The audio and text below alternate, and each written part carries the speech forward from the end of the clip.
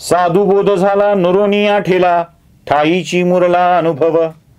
कापुराची वाती उजळली ज्योती, ठाईची समाप्ती झाली जैसी. मोक्षरेखे आला भाग्य विनटला, साधूंचा अंकिला हरिभक्त. ज्ञानदेवा गोडी संगती सज्जनी, हरी दिसे जनीवनी आत्मतत्वी. रामकृष्ण हरी. हरिपाठाच्या एकेका अभंगात माऊली एवढ्या सुरेख उदाहरणांची दृष्टांतांची रेलचेल करत जातात ना, की त्या सांगता सांगता सांगणाऱ्याचं भान हरवून जातं आणि ऐकणाऱ्यांना तर मंत्रमुग्ध व्हायला होतं. म्हणजे माझी क्षमता नसतानाही मी सांगतोय आणि काही हजार लोकांना हे आवडतंय, तर यात महात्म्य, मोठेपण, गोडवा माऊलींचा आहे. ते जगद्गुरु तुकोबारायांनी फार छान सांगितलं होतं बघा. करीतो कवित्व म्हणाल हो कोणी, नव्हे माझी वाणी पदरीची. माझं काहीच नाही ह्यात, कुठे माझं काय ज्ञान आहे.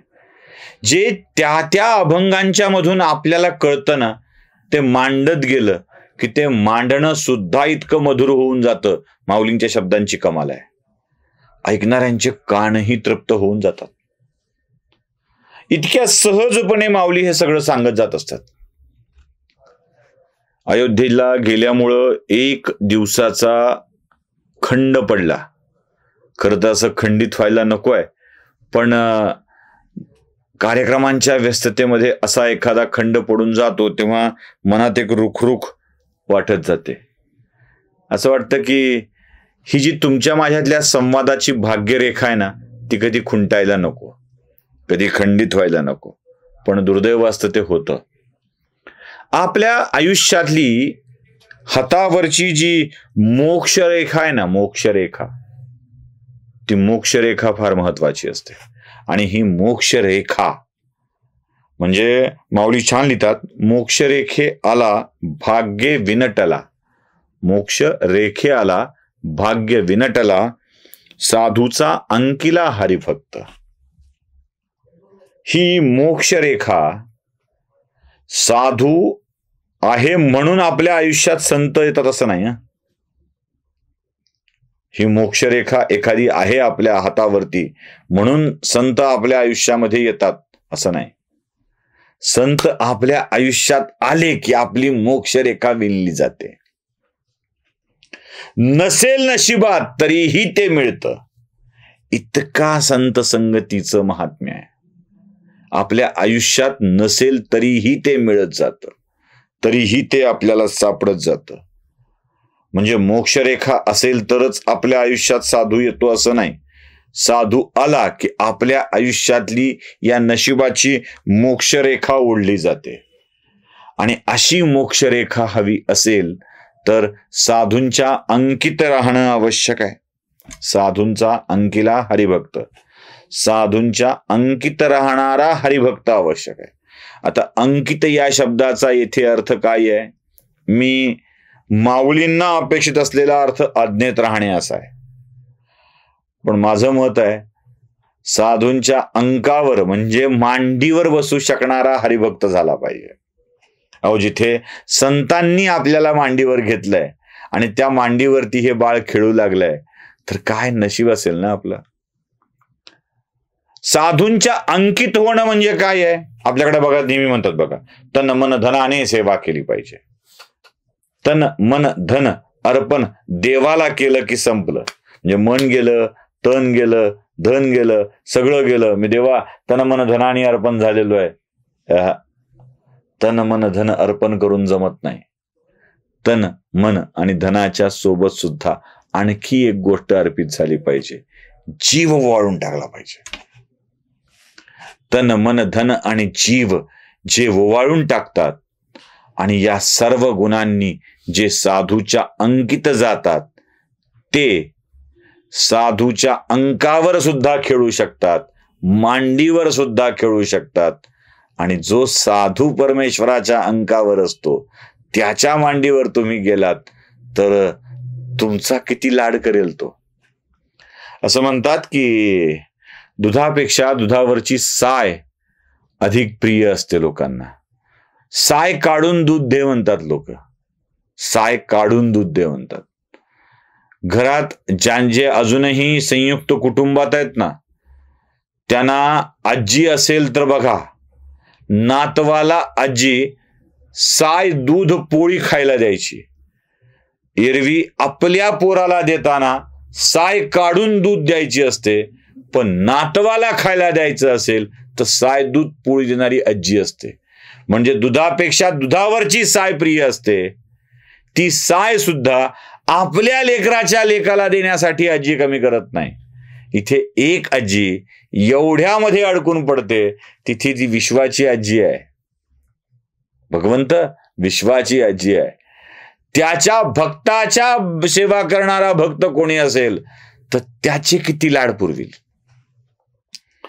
जाऊ द्या, हे साहेबी तुम्हाला नाही कळायचं, लवकर कळणार सांगतो. माणसाला मुदलापेक्षा व्याजावर जास्त प्रेम असतं. कळलं ना आता? लवकर कळलं. माणसाचं मुदलांपेक्षा व्याजावर जास्त प्रेम असतं. मुद्दल अडकून राहायला हरकत नाही, व्याज महिन्याच्या महिन्याला मिळालं पाहिजे असं वाटत राहतं. बघा, सावकार फिरतात, मुद्दल देतात ठेवून, तू व्याजाचे पैसे दे म्हणतात, बाकी काही नको बोलू, फक्त व्याजाचे पैसे दे. व्याजात मुदलापेक्षा अधिकची रक्कम काढून टाकतात आणि मुद्दल मात्र कायम ठेवतात. अहो, आपल्या नशिबात, आपल्या घरात पोराचा पोरगा नातू म्हणजे मुदलाचं व्याज आहे आणि त्या व्याजावर अधिक प्रेम करतात माणसं. देवाच्यासाठी साधूंचा भक्त साधू हा तर काय मोठं व्याज असेल ना, तो त्या व्याजावर प्रेम करेल. तुम्ही साधूच्या आज्ञेत राहा, तन मन धन आणि जीव अर्पून त्याची सेवा करा. देव तुम्हाला सर्वस्व देत असतो. मग त्यासाठी काय ज्ञानदेव म्हणतात, ज्ञानदेवा गोडी संगती सज्जनी. या संतांच्या सज्जनांच्या संगतीमध्येच खरी गोडी आहे. यातच खरा गोडवा आहे. तिथेच सगळं मिळणार आहे. कारण ज्याच्यावर आपण प्रेम करतो, म्हणजे देव प्रेम करतो, त्याच्यावर प्रेम करणाऱ्याची काळजी जास्त घेतली जाते. म्हणजे एखादी आई आपल्या लेकरावर प्रेम करते, पण तिच्या लेकराची काळजी घेणाऱ्यासाठी ती वाटेल ते करायला तयार असते. होतं ना असं? तसं देवाचं पण आहे. त्याच्या लेकराची काळजी तुम्ही घ्याल, त्याला तन मन धन आणि जीव अर्पण कराल, तर तो तुमची काळजी घेऊ लागतो. असा हा तुमची काळजी घेणारा देव हरी दिसे जनी वनी आत्मतत्वी. माझ्यामध्ये दिसेल, जगामध्ये दिसेल, वनामध्ये सुद्धा दिसेल, प्रत्येक ठिकाणी दिसेल. आणि ज्ञानदेव तर याच्यामध्ये स्वतःच्याच उदाहरणांनी सांगत असतात. म्हणजे माऊली कधी दुसऱ्याच्या अनुभवाने काहीतरी सांगतात असं अजिबात नाहीये. माऊली स्वतःच्या अनुभवाने सांगत असतात.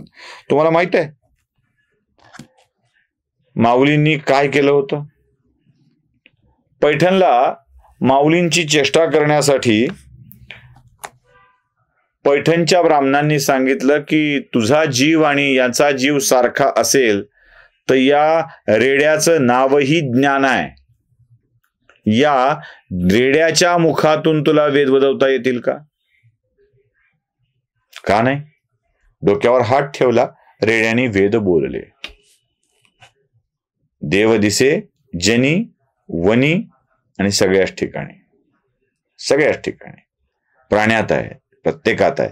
प्रल्हादानं काय केलं? खांबात आहे का विचारलं, मारली लात, आला देव बाहेर, आला ना. माऊलीने काय केलं? चांगदेव वाघावर स्वार होऊन घातक विषारी नागाचा चाबूक करून निघाले होते. त्या चांगदेवाला भेटायला ते म्हणाले, अरे देवत्व प्राणतत्व तर निर्जीवात सुद्धा येऊ शकतं. चालवली ना भिंत, गेलं ना भेटायला वटेश्वर चांगदेवांना. हे असं होतं. तो सगळ्या ठिकाणी आहे. देव जनी वनी आणि सर्वस्थानी आहे. आत्मतत्वी सुद्धा आहे. हा आत्मतत्वातला देव आपल्याला समजला की सगळं साध्य होतं. मोक्ष रेखे आला, भाग्य विनटला, साधूचा अंकिला हरिभक्त, ही आपली अवस्था येऊन जाते. एवढंच लक्षात ठेवा. रामकृष्ण हरी.